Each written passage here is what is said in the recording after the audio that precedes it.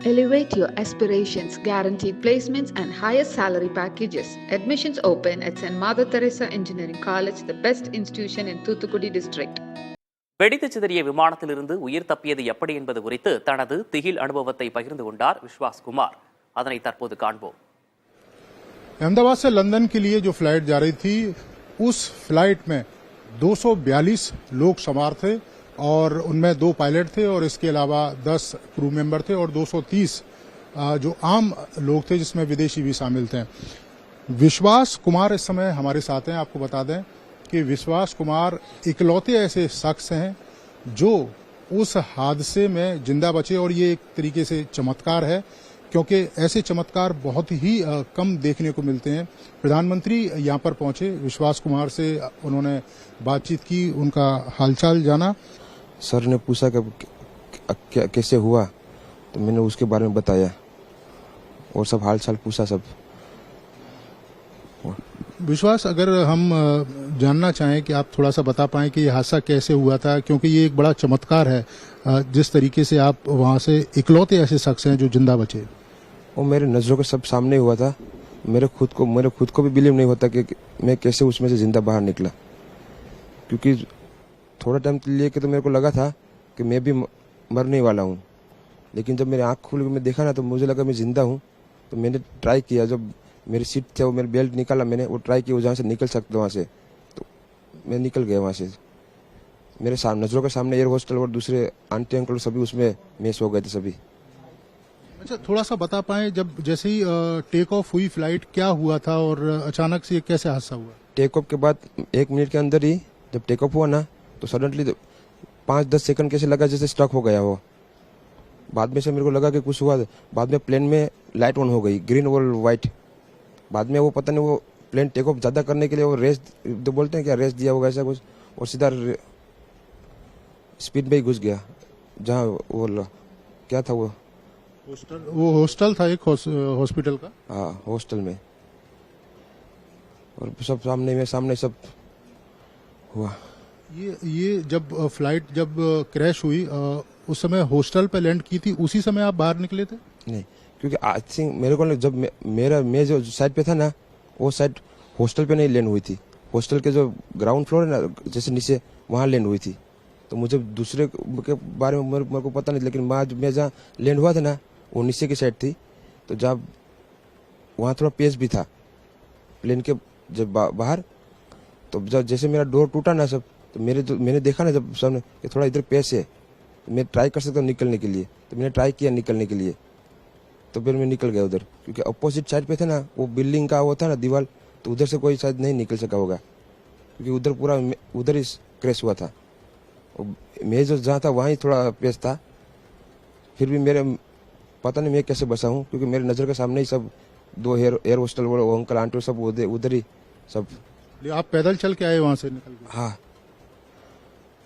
और थोड़ा जब आग लगी ना, मेरा लेफ्ट हैंड भी जल गया थोड़ा।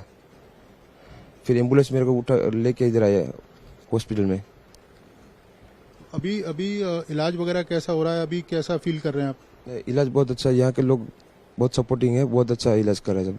ये आपने देखा विश्वास कुमार, जो इकलौते शख्स थे जो इस हादसे में जिंदा बचे थे। प्रधानमंत्री यहाँ पर पहुंचे घायलों को देखने के लिए, क्योंकि जब हवाई जहाज क्रैश हुआ उसके आसपास भी कई सारे लोग थे जो घायल हुए थे, जिनका इलाज अहमदाबाद के सिविल हॉस्पिटल में चल रहा है।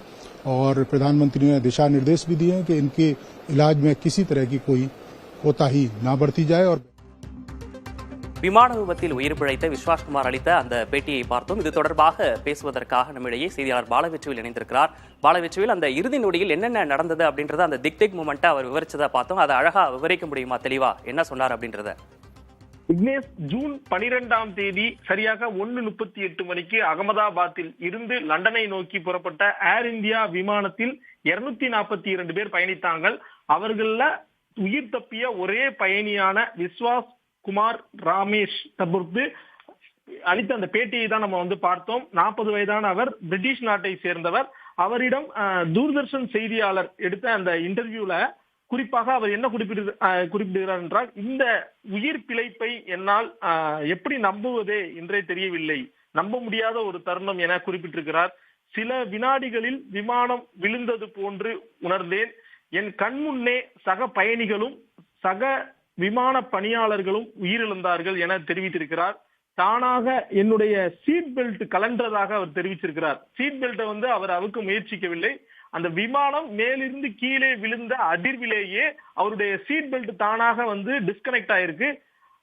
5 முதல் 10 வினாடிகளில் அந்த விமானம் ஒரு கட்டிடத்தின் மீது மோதி மிகப்பெரிய ஒரு அதிர்வலைகளை அந்த இடத்துல ஏற்படுத்திருக்கு. பெரிய சத்தமோட அந்த விமானம் மோதி இருக்குது. மோதும் போது நல்வாய்ப்பாக அவர் 11A என்கின்ற ஒரு இருக்கையில அமர்ந்திருந்தார். அந்த 11A இடது புறத்துல ஜன்னல் ஓரத்துல அமர்ந்து இருக்கக்கூடிய ஒரு இருக்கை. அந்த இருக்கைக்கு அருகே விமானத்துல மிகப்பெரிய ஒரு பிளவு ஏற்பட்டிருக்கிறது. விமானம் விழுந்த அந்த அதிர்ச்சியின் காரணமாக அந்த பிளவில் இருந்து நல்வாய்ப்பாக ரமேஷ் வெளியேறி இருக்கிறார். மற்ற யாரும் வெளியேற முடியவில்லை எனவும் தெரிவித்திருக்கிறார். தன்னுடைய இடது கையில் காயம் ஏற்பட்டதாகவும் தெரிவித்த ரமேஷ், விமானம் வெடித்த பின்னர் விமான பாகங்கள் ஆங்காங்கே இருந்தது எனவும் அவர் குறிப்பிட்டிருக்கிறார். பிரிட்டிஷ் நாட்டை சேர்ந்த விஸ்வாஸ் குமார் ரமேஷ் 40 வயதை சேர்ந்தவர். லண்டன்ல 20 ஆண்டுகளாக வசித்து வருகிறார். இந்தியாவில் அகமதாபாத்தில் தன்னுடைய குடும்பத்தினரை பார்க்க வந்த அவர் சில நாட்கள் தங்கி இருந்தார். அவரோடு அவருடைய சகோதரர் அஜய் குமார் ரமேஷும் பின்வரிசையில் அமர்ந்திருந்தார் என்பது குறிப்பிடத்தக்கது. ஆனால் நல்வாய்ப்பாக விஸ்வாஸ் குமார் ரமேஷ் மட்டும் இந்த விபத்தில் இருந்து தப்பித்திருக்கிறார். தான் எவ்வாறு தப்பித்தேன் என்பதை தற்போது அந்த பேட்டியில குறிப்பிட்டிருக்கிறார். இதற்கு முன்பு எல்லாரும் என்ன நினைச்சாங்க அப்படின்னா, அந்த 11A அப்படிங்கிற இருக்கைக்கு அருகே இருக்கக்கூடிய எமர்ஜென்சி எக்ஸிட் வழியாக அவர் வெளியேறி இருக்கலாம் என சந்தேகிக்கப்பட்ட நிலையில அவரே தற்போது தெரிவிச்சிருக்கிறார், கட்டடம் மீது விமானம் மோதியதால் விமானத்தில் மிகப்பெரிய ஒரு பிளவு ஏற்பட்டது, ஒரு ஓட்டம் மாதிரி விழுந்துருச்சு. அதுல இருந்து நான் உடனடியாக வெளியேறி விட்டேன் என தெரிவிச்சிருக்கிறார். மேல இருந்து கீழே விழுந்த அவருக்கு இடது கையில காயம் ஏற்பட்டிருக்கு. ஆங்காங்கே சில தீக்காயங்கள் ஏற்பட்டிருக்குது. கண்ணையும் சில காயங்கள் ஏற்பட்டிருக்குது. தற்போது அகமதாபாத்தில் உள்ள மருத்துவமனையில் சிகிச்சை பெற்று வரும் விஸ்வாஸ் குமார் ரமேஷுக்கு பிரதமர் நரேந்திர மோடி ஆறுதல் கூறியுள்ளார் என்பது குறிப்பிடத்தக்கது. விக்னேஷ், விரிவான விவரங்களுக்கு நன்றி Balavetrivel. Elevate your aspirations, guaranteed placements and higher salary packages. Admissions open at St. Mother Teresa Engineering College, the best institution in Thoothukudi district.